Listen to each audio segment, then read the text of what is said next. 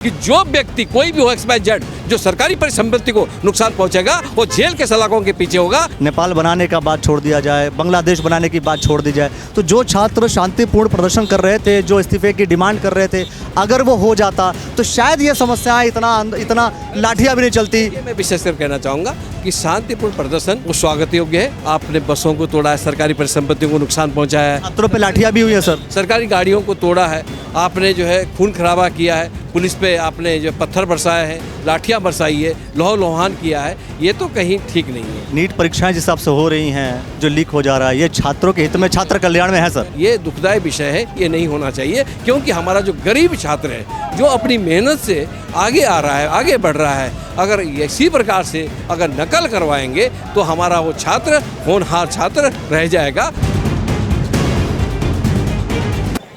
अच्छा बताइए, मंत्री बनने के बाद राज्य में क्या कुछ नया देने वाले हैं सर आप? देखिए, मेरे पास जो अभी विभाग दिया गया है बहुत ही महत्वपूर्ण विभाग है। समाज कल्याण है, अल्पसंख्यक कल्याण है, भाषा है और छात्र कल्याण है। वक्त तो बहुत कम है क्योंकि अब कुछ दिन बाद चुनाव में भी जाना है, किंतु हमने संरचना बनाई है कि जितना हम अधिकतम कर सकते हैं जनमानस के लिए, क्योंकि हम लोग 9,80,000 लोगों को इस समय 8 प्रकार की पेंशन दे रहे हैं और इसके निमित्त और भी हम एक सरलीकरण करने जा रहे हैं। यदि माननीय मुख्यमंत्री जी के पास हमने प्रस्ताव भेजा है कि एक तो जो आय सीमा है जो 4,000 रखी गई उसको 6,000 किया जाए, और उसी के निमित्त एक नवाचार के सिस्टम के तहत हमने कहा कि इनकी पेंशन में भी कुछ बढ़ोतरी की जाए। तो इस प्रकार से हम लोग सोच रहे हैं और आगे हम कितना कर पाएंगे। नीट परीक्षाएं जिस हिसाब से हो रही हैं, जो लीक हो जा रहा है, ये छात्रों के हित में, छात्र कल्याण में है सर। मैं विशेष करना चाहूँगा कि जो नीट की परीक्षा है वो अभी 11 लाख छात्रों ने दी है।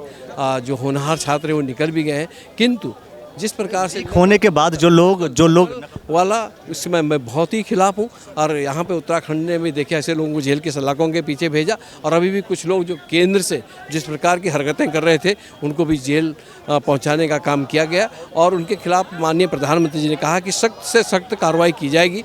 परंतु ये दुखदायी विषय है, ये नहीं होना चाहिए, क्योंकि हमारा जो गरीब छात्र है जो अपनी मेहनत से आगे आ रहा है, आगे बढ़ रहा है, अगर इसी प्रकार से अगर नकल करवाएंगे तो हमारा वो छात्र होनहार छात्र रह जाएगा। हम छात्र हित की बात करेंगे, और हमने ये किया भी, उसका उदाहरण भी है। उत्तराखंड में काफ़ी कुछ इसका रिजल्ट बहुत ही अच्छा आया, जिनकी ना कोई किसी प्रकार की कोई घूस दी गई, किसी प्रकार की रिश्वत दी गई, न किसी प्रकार से कोई नकल की गई, और अच्छे अच्छे छात्र आज पास हुए हैं, कोई SDM बने, कोई। उत्तराखंड में आपने नकल विरोधी कानून बनाया, लेकिन सर सेंटर में जिस हिसाब से जो युवा हैं, जो छात्र हैं, वो डिमांड कर रहे हैं धर्मेंद्र प्रधान जी का इस्तीफा।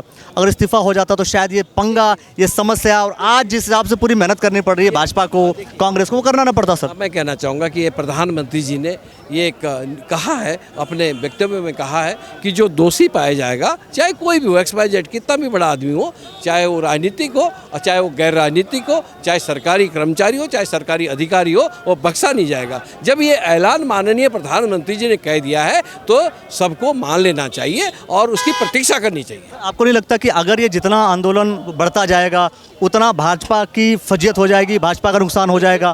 क्योंकि छात्रों का एक ही उनका एजेंडा कि भाई आप जो है धर्मेंद्र प्रधान जी से इस्तीफा दिलवाइए, और जिन बच्चों के साथ जो अनर्थ हुआ उन बच्चों को जो है 1-1 करोड़ का मुआवजा जो है वो दिया जाए।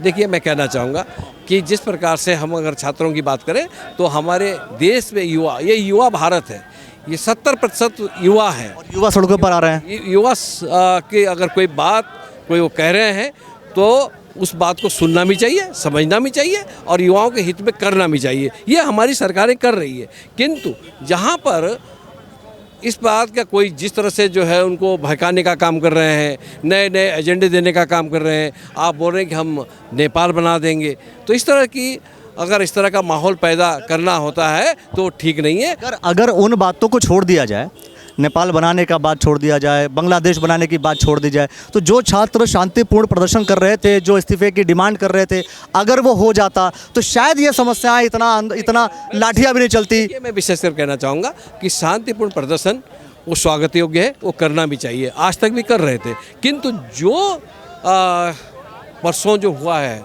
जो परसों घटनाक्रम हुआ है, आपने बसों को तोड़ा है, सरकारी परिसंपत्तियों को नुकसान पहुंचाया है, छात्रों पे लाठियाँ भी हुई है सर। सरकारी गाड़ियों को तोड़ा है, आपने जो है खून खराबा किया है, पुलिस पे आपने जो पत्थर बरसाए हैं, लाठियाँ बरसाई है, लोह लोहान किया है, ये तो कहीं ठीक नहीं है।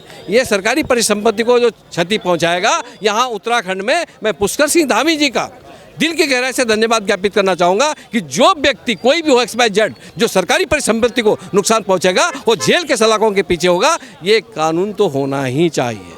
कानून, लेकिन धर्मेंद्र प्रधान जी का इस्तीफा होता ये अभी कंफर्म नहीं है, और ये इसकी कंफर्मेशन मुझे नहीं लगता है कि कब क्या मिलेगा क्या नहीं मिलेगा।